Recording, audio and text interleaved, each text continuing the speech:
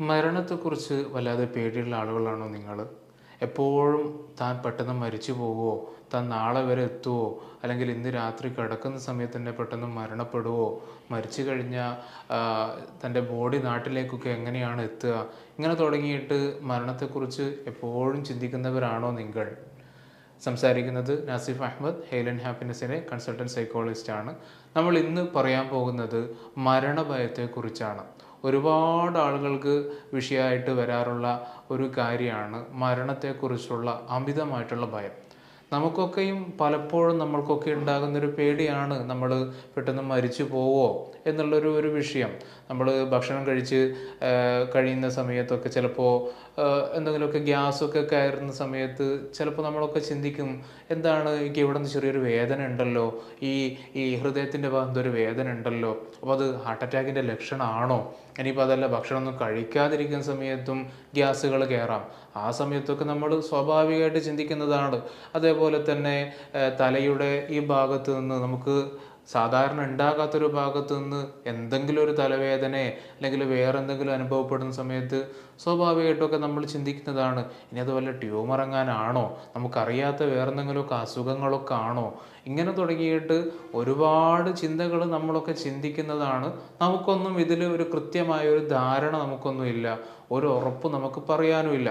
ഇപ്പം നമുക്ക് പറയാൻ പറ്റുമോ നമ്മൾ ഇത്ര കാലം ജീവിച്ചിരിക്കും എന്നുള്ളത്, അടുത്തൊരു വർഷം വരെ നമ്മൾ ഉണ്ടാവും എന്നുള്ളതോ, അല്ലെങ്കിൽ ഒരു 10 വർഷം കഴിഞ്ഞാലേ ഞാൻ മരിക്കും എന്നുള്ള രൂപത്തിലൊരു ഗ്യാരണ്ടി തരാനൊന്നും നമ്മളെ കൊണ്ട് ആർക്കും പറ്റുന്നൊരു വിഷയമല്ല. അപ്പം മരണത്തെക്കുറിച്ച് നമ്മളൊക്കെയും സാധാരണഗതിയിൽ ചിന്തിക്കാറുള്ളതാണ്. പ്രത്യേകിച്ചിട്ടും ഇപ്പോഴൊക്കെ നമുക്ക് കാണാം, മരണത്തെക്കുറിച്ചുള്ള വാർത്തകളൊക്കെ വാട്സപ്പിൽ ഫോർവേഡായിട്ട് ഇങ്ങനെ വരുന്നുണ്ടാവും. പലപ്പോഴും കാണാറുള്ളൊരു വിഷയമാണ്, ഒരു പ്രവാസി സുഹൃത്ത് അവിടെ ഗൾഫിൽ പെട്ടെന്ന് കുഴഞ്ഞു വീണ് മരിച്ചു, അല്ലെങ്കിൽ നാട്ടിൽ ചെറുപ്പക്കാരൻ പെട്ടെന്ന് അറ്റാക്കായിട്ട് മരണപ്പെട്ടു, സൈലൻറ്റ് ഹാർട്ട് അറ്റാക്കായിട്ട് മരണപ്പെട്ടു. ഇങ്ങനെ തുടങ്ങിയിട്ടുള്ള ഒരുപാട് വാർത്തകൾ നമ്മൾ നിത്യേന കാണുന്നവരാണ്, കേൾക്കുന്നവരാണ്. പക്ഷേ ഈയൊരു മരണത്തെക്കുറിച്ചുള്ള അമിതമായ ഭയമുള്ള ആളുകൾ അവരെപ്പോഴും തന്നോട് പറഞ്ഞുകൊണ്ടിരിക്കുന്നത്, നോ, മരണത്തെക്കുറിച്ച് ഞാൻ ചിന്തിക്കരുത്, അത് ചിന്തിച്ച് കഴിഞ്ഞാൽ പ്രശ്നമാണ്. എനിക്ക് ഈ മരണത്തെക്കുറിച്ചുള്ള ചിന്തകൾ വരുമ്പോഴേക്ക് തന്നെ, ഞാൻ ആലോചിക്കുമ്പോഴേക്ക് തന്നെ ചിലപ്പോൾ ഞാനത് കാരണമായിട്ട് മരിച്ചു പോകാം, ഞാൻ ഒരുപാട് ചിന്തിക്കുമ്പോഴാണ് ഞാനും ഒരു മരണത്തിലേക്കൊക്കെ എത്തുന്നത്. അതുകൊണ്ട് മരണത്തെക്കുറിച്ചുള്ള ഒരു ചിന്തയും അതിനെപ്പറ്റിയുള്ള ഒരു സംസാരവും അതിലൊന്നും ഞാൻ ഇടപെടില്ല എന്നുള്ളൊരു ദൃഢപ്രതിജ്ഞയിലായിരിക്കും അവരുണ്ടാവുക.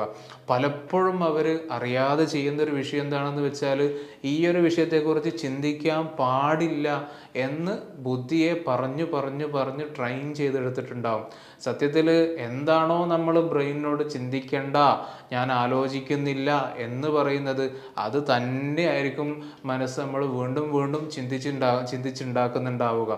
ഈ നിലക്ക് അവർ സ്ഥിരമായിട്ട് മരണത്തെക്കുറിച്ച് ഞാൻ ഓർക്കില്ല, ഞാനങ്ങനെ ആലോചിച്ചാൽ പ്രശ്നമാണ്, ഈ ചിന്ത എനിക്ക് വരാൻ പാടില്ല, ഇങ്ങനെ ആലോചിച്ചാണ് ഞാൻ മരണപ്പെടുക എന്ന് നിത്യേന പറയുന്ന സമയത്ത് ഇത് തന്നെയാണ് മനസ്സ് വീണ്ടും വീണ്ടും ആലോചിക്കുക. അപ്പോഴാണ് ഇവർ കൺസൾട്ടേഷനിലൊക്കെ വരുന്ന സമയത്ത് നമ്മളോട് പറയാറുള്ള ഒരു കാര്യം, അപ്പോഴാണ് അത് ഉണ്ടാകുന്നത്. അവർക്ക് പറയാനുള്ളത്, സാർ എപ്പോഴും എനിക്ക് ഈ ചിന്ത തന്നെയാണ്, ഞാനിപ്പം മരിച്ചു പോകും, ഞാൻ നാളെ വരെ എത്തില്ല, ഈ നിലക്കുള്ള ചിന്ത എനിക്കിങ്ങനെ ഇടയ്ക്കിടയ്ക്ക് വരികയാണ്. അത് ഞാൻ വർക്ക് ചെയ്യുന്നതിൻ്റെ ഇടയിലായിരിക്കും ചിലപ്പോൾ വരുന്നുണ്ടാകുക, ചിലപ്പോൾ ഉറങ്ങാൻ കിടക്കുന്ന സമയത്തായിരിക്കും വരിക. പുതിയ കമ്പനിയിൽ ജോയിൻ ചെയ്ത ആളാണ്, അടുത്തൊരു മാസത്തെ സാലറി കിട്ടുന്നതിന് മുമ്പായിട്ട് മരണപ്പെടുമോ എന്നുള്ളതാണ് അയാൾക്കുള്ള ചിന്ത. ഇങ്ങനെ തുടങ്ങിയിട്ട് എപ്പോഴും മരണത്തെക്കുറിച്ചുള്ള ചിന്തയാണ് സാറേ. ഒരു നിലക്കും ഒരു സന്തോഷം കിട്ടുന്നില്ല.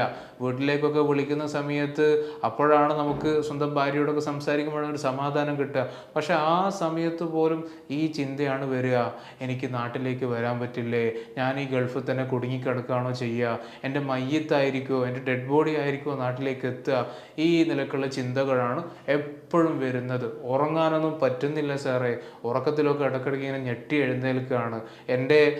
എൻ്റെ ഡെഡ് ബോഡി വീട്ടിലേക്ക് എത്തുന്നത്, അത് എൻ്റെ പാരൻസൊക്കെ ഭയങ്കര സങ്കടത്തോടെ കരഞ്ഞുകൊണ്ട് അതിനെ റിസീവ് ചെയ്യുന്ന രംഗങ്ങളൊക്കെയാണ് എൻ്റെ മനസ്സിൽ ഇങ്ങനെ വരുന്നത്. ഇതൊക്കെ ആയിരിക്കും പലപ്പോഴും ഈ ഒരു ഫിയർ ഓഫ് ഡെത്ത് ഉള്ള ആളുകൾ നമ്മളുടെ അടുത്ത് വന്നിട്ട് പറയുക. അപ്പോൾ അവർ എപ്പോഴും ഇതിൻ്റെ ഒരു സങ്കടത്തിലായിരിക്കും അവരുണ്ടാവുക. ഇത് ആരോടോട്ട് പറയാനും പറ്റില്ല, തൻ്റെ കൂടെ വർക്ക് ചെയ്യുന്ന ആളുകളോട് അല്ലെങ്കിൽ അറിയാവുന്ന ഏതെങ്കിലും ഫ്രണ്ടിനോട് പറയുമ്പോൾ അവർ കളിയാക്കാണ് പലപ്പോഴും ചെയ്യാറുള്ളത്. എടാ ചങ്ങായി, ഇതൊക്കെ ഇങ്ങനെ ആലോചിച്ചിരിക്കേണ്ട ആവശ്യമുണ്ടോ? നമ്മളൊക്കെ ഏതെങ്കിലും സമയത്ത് നമ്മളൊക്കെ മരിക്കില്ലേ? അതിങ്ങനെ ആലോചിച്ചുകൊണ്ട് ഇപ്പം എന്താ ഉണ്ടാകുക? നീ ആലോചിച്ചിട്ട് വെറുതെ ടെൻഷൻ അടിക്കണ്ട. ആ കാര്യങ്ങളങ്ങ് ചിന്തിക്കാതിരുന്നാൽ പോരെ. നീ എന്തിനാണ് ഇത്ര അതിലിങ്ങനെ ആലോചിച്ച് കൂട്ടുന്നത്? ഇത്തരത്തിലുള്ള പല മറുപടികളും ആയിരിക്കും ഇയാൾക്ക് കിട്ടിയിട്ടുണ്ടാവുക.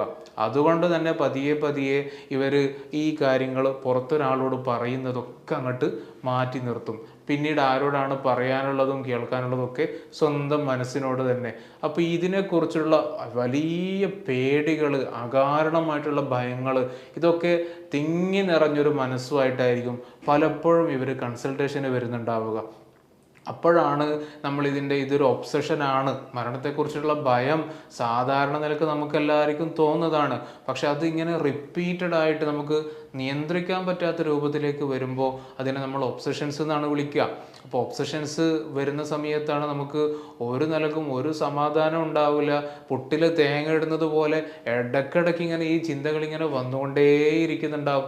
അത് കാരണമായിട്ട് ഇതനുഭവിക്കുന്ന ആളുടെ വ്യക്തി ജീവിതത്തിൽ, അയാളുടെ വർക്ക് ലൈഫിൽ, അതേപോലെ പൊതുജീവിതത്തിൽ അടക്കം കാര്യമായ പ്രശ്നങ്ങൾ ഈ ഒരു ചിന്ത കാരണം ഉണ്ടായിട്ടുണ്ടാകും.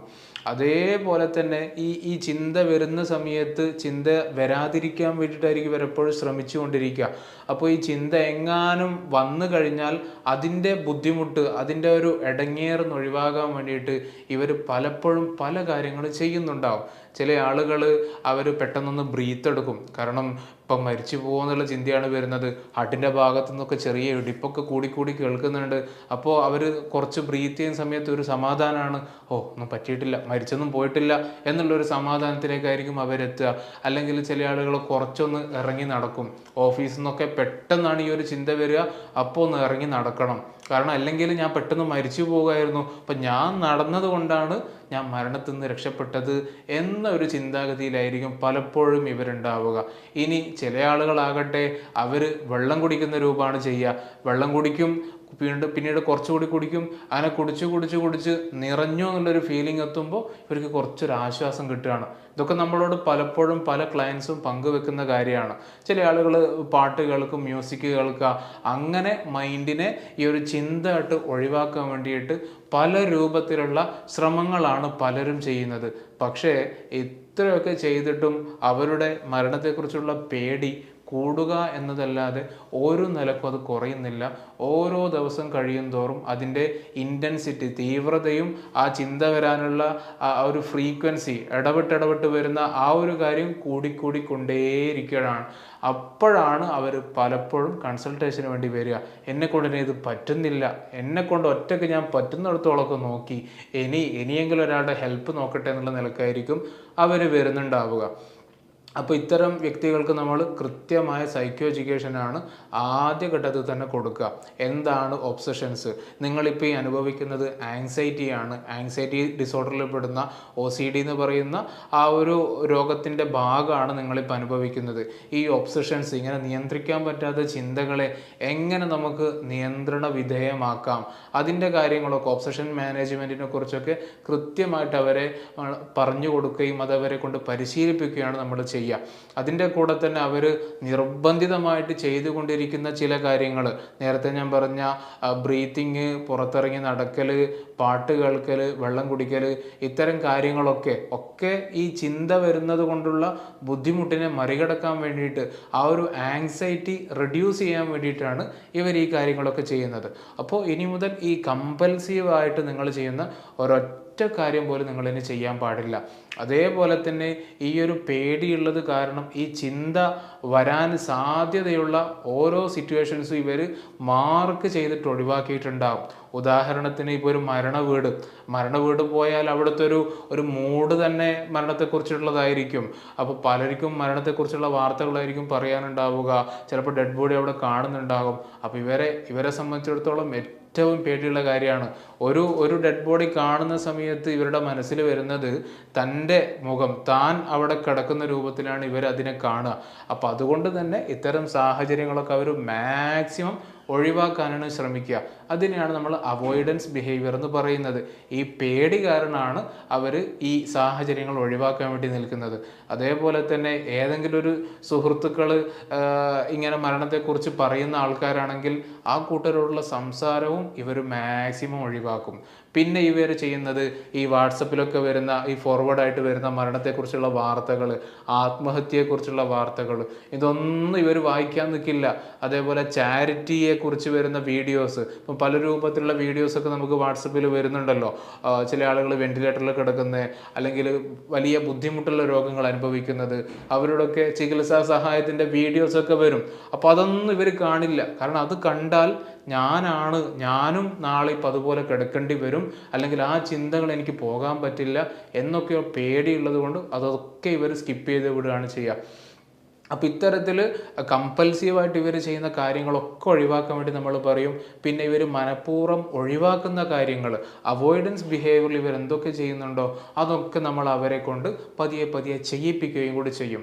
അപ്പോൾ ഈ നിലക്ക് സൈക്കോ എഡ്യൂക്കേഷനും ഇതിൻ്റെ കൃത്യമായ ട്രെയിനിങ്ങും അതോടുകൂടി ചെറിയ രൂപത്തിലുള്ള എക്സ്പോഷേഴ്സും കൊടുക്കുന്നതോടുകൂടി തന്നെ ഇവർക്ക് ഇത് ഒരു വലിയ ഞാൻ വിചാരിക്കുന്നത്ര കാര്യമൊന്നുമല്ല, എനിക്ക് ഏതായാലും അറിയാൻ പറ്റില്ല ഞാൻ എപ്പോഴാണ് മരിക്കുക, എങ്ങനെയാണ് മരിക്കുക, ഒന്നും എനിക്ക് പറയാൻ പറ്റില്ല. അപ്പോൾ ഒന്നുകിൽ ഞാൻ ഈ ഭയവുമായിട്ട് ഈ പേടിയുമായിട്ട് കാലാകാലം ഞാനിങ്ങനെ പേടിച്ച് ടെൻഷൻ അടിച്ച് ഒരു സന്തോഷവും ഇല്ലാതെ ആർക്കോ വേണ്ടി ജീവിക്കുക, അല്ലെങ്കിൽ മരിക്കുന്ന സമയത്ത് അങ്ങോട്ട് മരിക്കും. അതുവരെ എന്താക്കുക, ഈ ഉള്ള കാലത്ത് നന്നായിട്ട് സന്തോഷത്തോടു കൂടി ജീവിക്കുക. അപ്പോൾ ഈ ഒരു രണ്ടാലൊരു തീരുമാനത്തിലേക്ക് നമ്മൾ ക്ലയൻസിനെ എത്തിക്കുകയാണ് ചെയ്യുക. അപ്പോൾ ഈ നിലക്കാണ് നമ്മൾ ഇത്തരം കാര്യങ്ങളൊക്കെ മാനേജ് ചെയ്യാറ്. പലപ്പോഴും ഈ ഫിയർ ഓഫ് ഡെത്ത് ആങ്സൈറ്റി എന്നൊക്കെ പറയുന്ന അനുഭവിക്കുന്ന ആളുകൾ ഭയങ്കര ബുദ്ധിമുട്ടിലായിരിക്കും ഉണ്ടാവുക. അപ്പോൾ അത്തരക്കാർക്ക് ഈ വീഡിയോ വളരെയധികം ഉപകാരപ്പെടുമെന്നുള്ളത് തീർച്ചയാണ്. ഏതായാലും അടുത്തൊരു ടോപ്പിക്കുമായിട്ട് നമുക്ക് വീണ്ടും കാണാം. Thank you.